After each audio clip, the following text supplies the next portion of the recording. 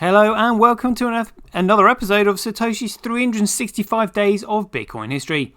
Today's date is Friday the 10th of November 2023, the year of BSV. Buy BSV.live, the best place to buy Bitcoin SV online, the original protocol and genuine Bitcoin. Here we go, so let's see what we've got today. There's just two emails that we're going to go through that were written on the 10th of November 2008. And there's one line in here that's particularly crucial that we will cover when we go over it. So this was from James A. Donald when he wrote, "Furthermore, it cannot be made to work." So again, we've got another one who can't see, who doesn't understand Bitcoin, telling him that it can't work when it actually can. As in the proposed system, the work of tracking who owns that coins is paid for by seigniorage, which requires inflation. Okay, well, let's see what Craig replied to that. So he said, if you're having trouble with the inflation issue, it's easier to tweak it for transaction fees instead. It's as simple as this. Let the output value from any transaction be 1 cent less than the input value. Either the client software automatically writes transactions for 1 cent more than the intended payment value, or it could come out from the pays side. The incentive value when a node finds a proof of work for a block could be the total of the fees in the block. So again, I wish I understood all of that. A little bit too technical for me, but I would love to get to grips with it. But it continues here. So when he wrote, so what happens to the coin that lost the race? So this is the transactions being broadcast to the network and being picked up on the nodes.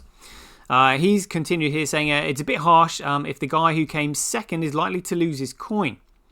And so Craig has explained it here. He said, when there are multiple double spend versions of the same transaction, one and only one will become valid. The receiver of the payment must wait an hour or so before believing that it's valid. The network will resolve any possible double spend races by then.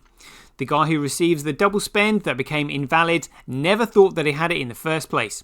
His software would have shown the transaction go from unconfirmed to invalid. If necessary, the unspent, what's the UI? Is that UI? Unspent input? Is that the unspent input? Unconfirmed input? Can be made to hide his transaction until they're sufficiently deep in the blockchain.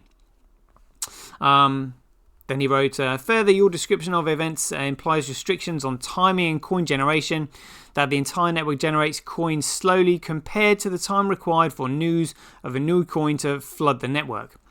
And so Craig has said here, and this is critical, he said, sorry if I didn't make that clear. Check this out. So here we go. This is where we first learned about it. The target time between blocks will probably be 10 minutes. 10 minutes. So 10 minutes is just like the optimum time for enough proof of work to be there in order for there to be enough cryptographic security for the network, and not too long for anybody to wait if they want to see their transaction is actually confirmed in a block, even though now it's confirmed the moment more than 51% of the nodes pick up the transaction, which is instantly. But this is the 10-minute block times. That's where it comes from. And that was 10th of November 2008. He continued, every block includes its creation time. If the time is off by more than 36 hours, other nodes won't work on it. If the time span over the last 6, 24, 30 blocks is less than 15 days, blocks are being generated too fast and the proof of work difficulty doubles. Everyone does the same calculation with the same chain data, so they all get the same result at the same link in the chain.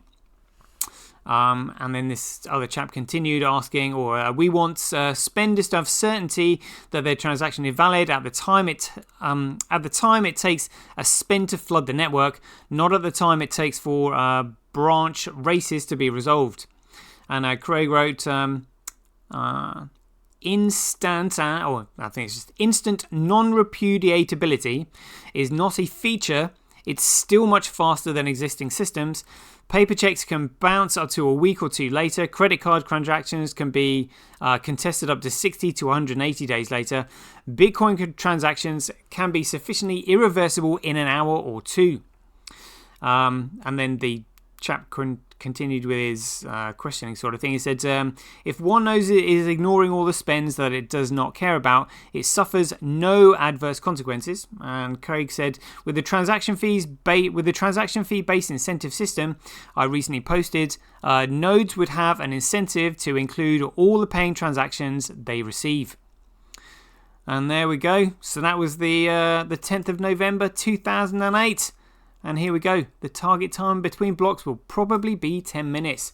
Rock and roll. There we go. Right, we'll leave it there. Hope you enjoyed it. As ever, be aware, take care, stay safe out there, and we'll see you in the next one.